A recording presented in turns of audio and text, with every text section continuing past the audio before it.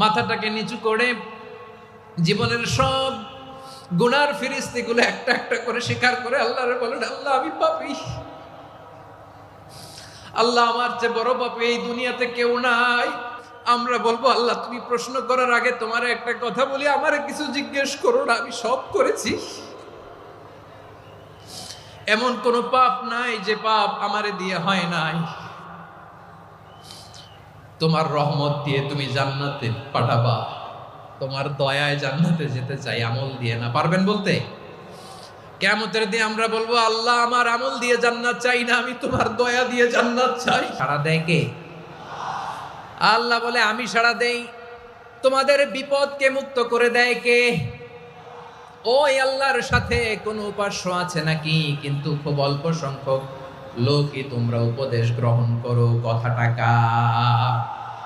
তাহলে বিপন্ন মানবতা যখন কাঁদে, মানুষ যখন বিপদে পড়ে নিরুপায় হয়ে ফরিয়াদ করে, তার ডাক শোনার কেউ নাই একজন ছাড়া। চিল্লায় বলেন তো তিনি কে? এজন্য ছাড়া, আল্লাহ ছাড়া। চিল্লায় বলেন ঠিক কিনা? এবং প্রিয় পটুয়াখালীর ভাইয়েরা, মাথার সাথে এটা সেট করে নিতে হবে যে আমাদের পুরো জীবনটাই পরীক্ষা। পুরো জীবনটাই কি? The life is a test. পুরো জীবনটাই পরীক্ষা। এই জীবনে বিপদ আসবে, আপদ আসবে, পরীক্ষা আসবে, সবার জীবনে এটা থাকে। এক একজনের পরীক্ষা এক এক রকম। আমার পরীক্ষা একরকম, মাসুদ ভাইয়ের পরীক্ষা একরকম, চৌধুরী সাহেবের পরীক্ষা একরকম, আপনার পরীক্ষা একরকম, উনার পরীক্ষা আবার আরেক রকম।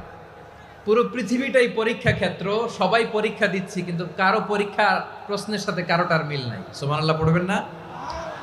পুরোটাই পরীক্ষা ক্ষেত্র, সবাই পরীক্ষার্থী, কিন্তু প্রশ্নপত্র একটার সাথে আরেকটা মিলে না। One doesn't match the other. একজনেরটার সাথে আরেকজনেরটা মিলে না। কাউকে আল্লাহ তাআলা ধনী বানিয়ে পরীক্ষা করেন। কি বানিয়ে? কথা কি বুঝতেছেন নাকি কষ্ট হচ্ছে? কষ্ট হচ্ছে আপনাদের?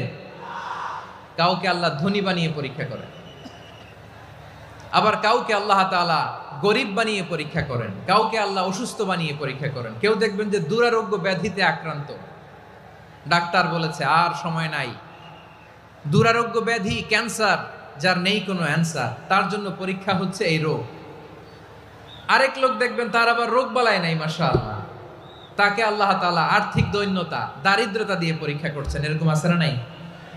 টাকা পয়সা নাই, দিন আনে দিন খায়, যা আছে তাতে চলে না, এটা তার জন্য পরীক্ষা।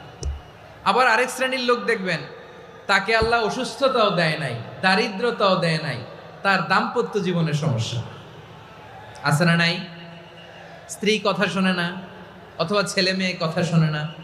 তাহলে পরীক্ষা সবার জীবনে আছে, এক একজনের পরীক্ষাটা এক এক রকম। আল্লাহ তাআলা দেখতে চায় যে এই পরীক্ষার সময় আমরা কিরকম রেসপন্স করি। How to deal with the test. কিভাবে এই বিপদ আপদ পরীক্ষাগুলোকে আমরা হ্যান্ডেল করব, ডিল করব, এটা হচ্ছে আজকের আলোচনার বিষয়। বুঝতে পেরেছেন সবাই?